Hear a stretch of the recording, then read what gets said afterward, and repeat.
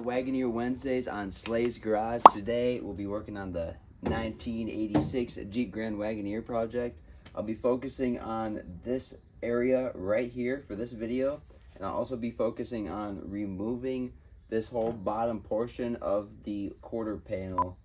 So make sure you stick around until the end of the video. This is going to be an exciting one.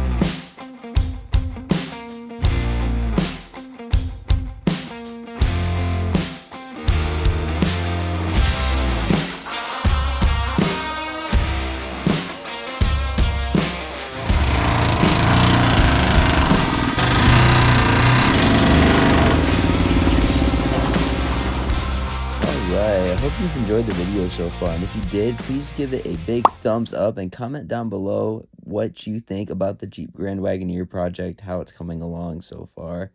So for this section right here, I cut out the rust, and my plan is to make a patch that fits the shape of this area, so I can just slide it in and then butt weld it.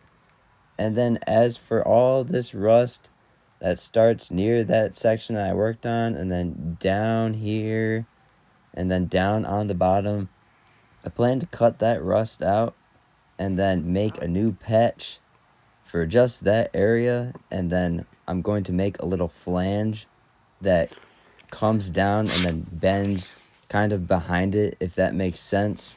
So it's going to have a 90-degree bend right on the bottom of it, so it can match the other side here, as shown right here on screen.